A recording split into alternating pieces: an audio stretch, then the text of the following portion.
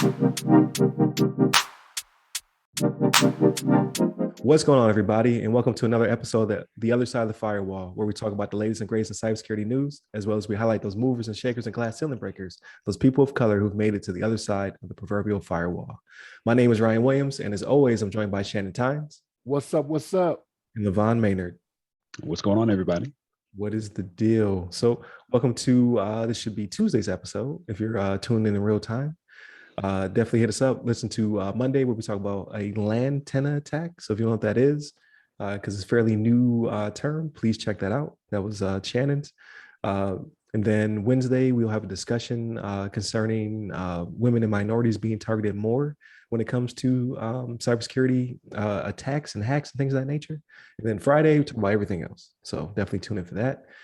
Without further ado, I give it to LeVon for today's topic. Right on.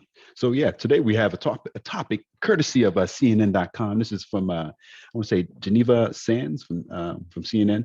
This article is titled "TSA to impose cybersecurity mandates on railroad and aviation industries," and this is a pretty cool article. I'm gonna read some of the article for you guys because it's has some great information in here. But essentially, the Transportation Security Administration will impose new cybersecurity mandates on the railroad and airline industries, including reporting requirements as part of the department effort to reduce compliance. To force compliance in the wake of high-profile cyber attacks on critical industries. This is a courtesy of Homeland Security Secretary Alejandro Mayorkas, who announced this on Wednesday. Looks like the Department of Homeland Security is moving to require more companies in critical transportation industries to meet a cybersecurity baseline, chipping away at voluntary cybersecurity incident reporting. As part of the forthcoming security directive, TSA will require higher risk railroad and rail transit entities to report cyber incidents to the federal government, identify cybersecurity point persons, and to put together contingencies and recovery plan in place. In case they become victims of cyber attacks.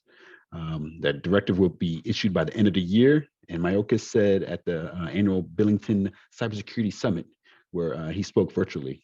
And then he goes on. The article goes on to say that also on Wednesday, Deputy Attorney General Lisa Monaco announced that for the first time, the Justice Department plans to impose substantial fines on government contractors or companies that receive federal funds when they fail to follow cybersecurity standards, such as requirements to report ransomware attacks. And under the new initiative, the Justice Department will go after contractors for knowingly providing deficient cybersecurity products or services, knowingly misrepresenting their cybersecurity practices or protocols, or knowingly violating obligations to monitor and report cybersecurity incidents and breaches. So to summarize this, basically, I mean, we're looking at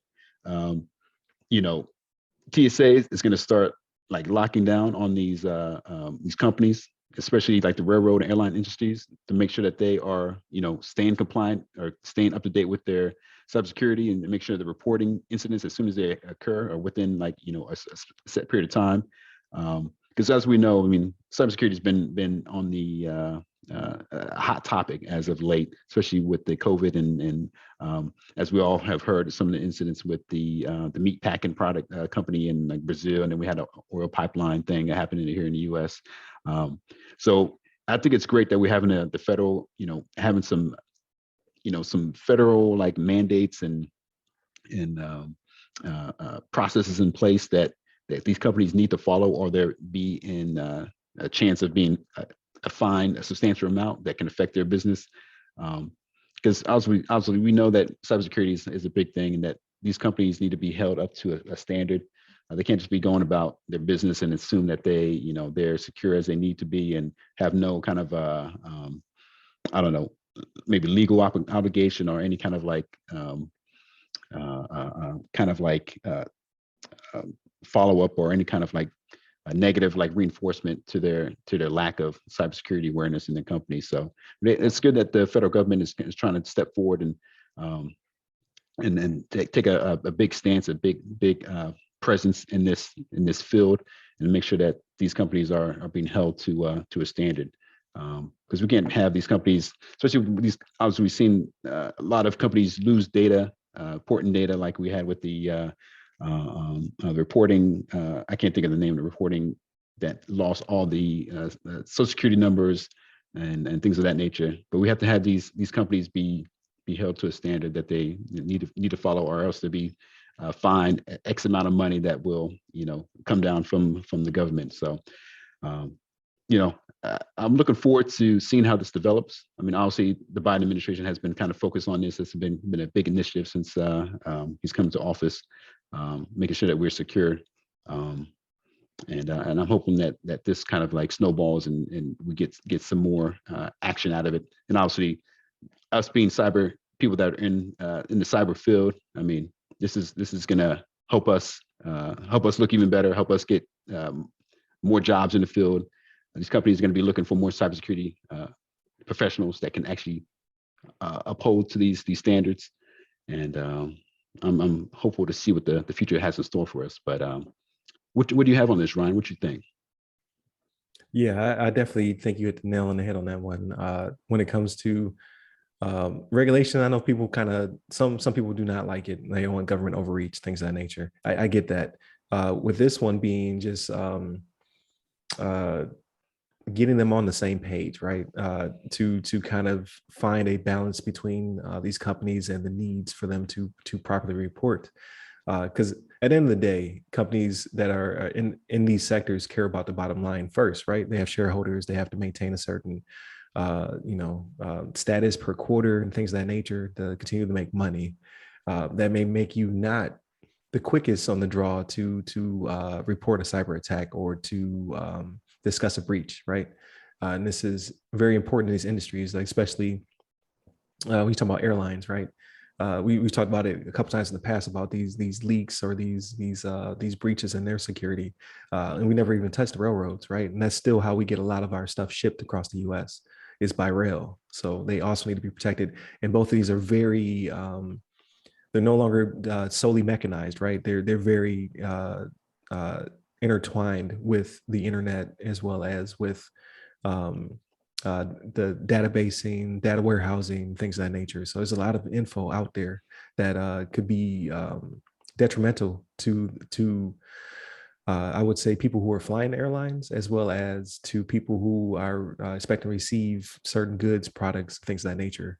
We talked about it. I want to say either last week or the week before about the ports being attacked. So the Coast Guard having to get involved because a port was attacked due to known vulnerabilities. And they're able to quickly um, stop the attack and protect the data. So the same thing needs to be available to the railroad companies as well as the airlines. So I think oversight is fine in this regard. No one's on the same page. No one understands cyber. I think there needs to be some kind of federal assistance that they need to come in and provide guidance, a framework, um, or at least integrate them into a NIST or into a FISMA or into one of those to report properly, just to keep everybody safe. So I'm for the oversight. And as well as LeVon said, this is an opportunity for them to actually put people in the right positions. Now that you have this, you need a CIO, you need a CISO of some sort, you need an ISSO, and it just goes down the line, right? You need all these people to make sure that you are within the proper governance, so that way you don't receive a fine because that's just going to take away from your bottom line. So I think it's a win-win. So I can't wait to see how it's properly implemented in the future. But what about you, Shannon?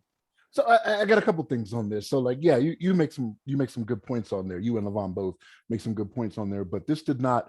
When I read this article, it didn't surprise me, right? Because President Biden, his administration came out with stuff that was directed more towards DoD when it came to cyber regulation and things like that, and federal agencies, right? So like when you think of aviation, right, you think of planes flying with people, whether it be cargo, whatever it may be, right? But they actually have rules they have to follow that are the Federal Aviation Administration, is the FAA, right? So when you start thinking about that, it's like it's only a matter of time before things that the government's hands touch already, they're going to be like, okay, now we need to make sure we go in there and secure things however we need to do it, right? And here's the second and third order effects of this, right?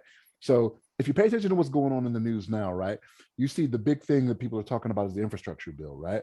When it comes to that infrastructure bill, where is some of that money going into, right? It's going into railroads, right? It's going into railroads. You're going to start to see it going into other things that are going to be affected by this, that if the government is going to be giving you billions and billions of dollars, you know what I mean, to make these things better, they're going to want to know that it's protected. They're protecting their investment, kind of, you know what I mean? So to say, okay, we're not telling you you have to do it like this. We're just telling you have to be safe and you have to report to us if something is wrong, right? So like I wouldn't be surprised if they're paying attention to the story we had on, I think it was last week, about the first death based off a ransomware attack, right, with the 9-month-old child. So maybe it was something like that, right? If you're going to put money into infrastructure and helping all these things, you're kind of pushing people to use those services, right? So you're pushing people to fly more, use the railways more. You know, President Biden loves his Amtrak, right? Like that's his thing, right? Don't take away his trains.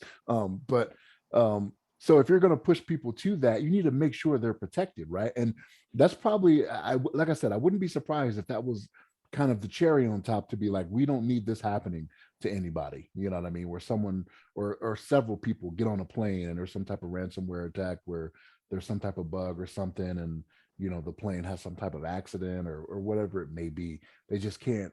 You can't let that happen. So this didn't shock me.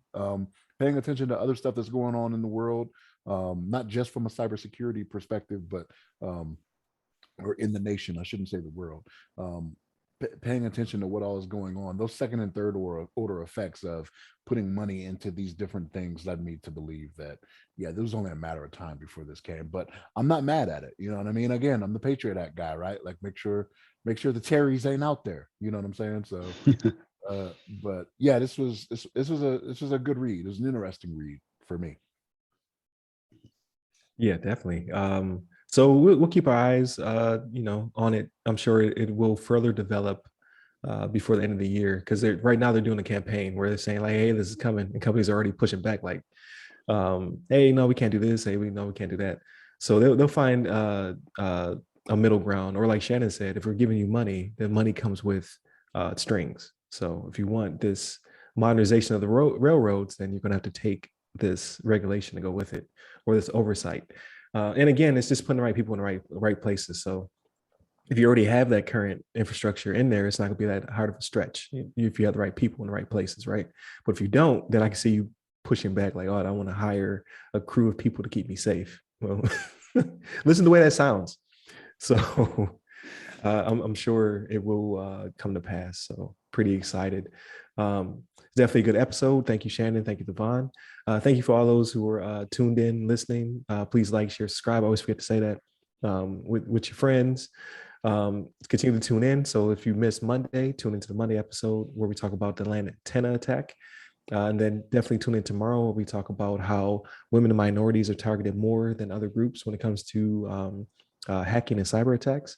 And then Friday's episode, we talk about everything else. So definitely always looking forward to the Friday episode. And then as I discussed, I believe in the last episode, either next week or the week after, we'll have on Mr. Gabriel Davis. He is a member of the Cybersecurity and Infrastructure Security Agency, or CISA for short. We'll have him on to join us in a discussion.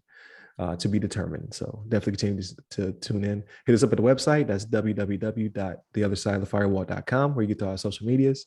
Definitely hit me up personally. I am at RyRy Security Guy. That's RYRY Security Guy. And you can hit me up on LinkedIn, Clubhouse, Twitter, and TikTok. And you, LeVon? You can hit me up on the Twitters at LeVon Maynard. There it is. So stay safe, stay secure. Take care.